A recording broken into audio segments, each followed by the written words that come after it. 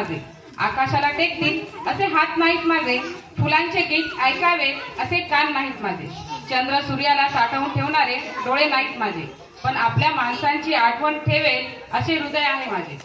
तिळगुळ घ्या, गोड बोला.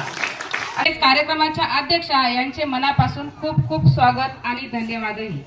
जणनी आहोत, आपला कमजोर नाही, आपण अबला पण नाही, आपण सगळ्यात सहनशीलतेचं प्रतीक आपण आहे, कारण आपणच जेवढं उपस्थित असलेल्या शाळेच्या मुख्याध्यापिका, त्याचप्रमाणे गायकवाडताई, माझ्या सहकारी रेखाताई पाटील, शारदाताई पाटील, या शाळेच्या सर्व शिक्षिका आणि उपस्थित मैत्रिणींनो, सर्वप्रथम तुम्हाला संक्रांतीच्या खूप खूप शुभेच्छा.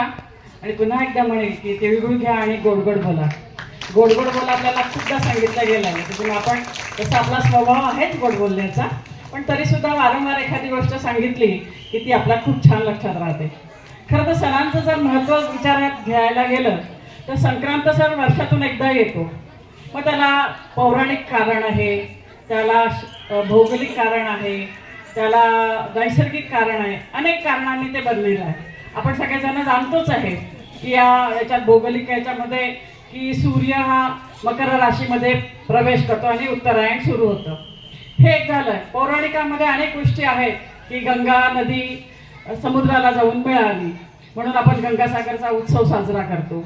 आणि दुसरं आहे की निसर्गाचं धन्यता मानणं की वसंत ऋतू सुरू होतो आहे आणि या वसंत ऋतूमध्ये आपण पाहतो की फळांनी, फुलांनी, धान्यांनी सगळं भरून येतं आणि हे साठवून ठेवण्यासाठी आपण त्या घड्याचा वापर करतो. आपलं जीवन हे मातीपासून सुरू होतं आणि मातीतच विलीन होतं. ह्या सगळ्या गोष्टींचं प्रतीक असलेलं हे संक्रांतीचं हळदी कुंकू पण दरवर्षी साजरा करतो. आणि हळदी कुंकू असं म्हटल्यावर कुणीही टाळत नाही.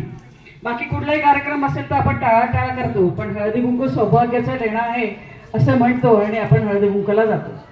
मग खूपदा असा विचार केला तर असं लक्षात येतं की का असेल हे हळदी कुंकू?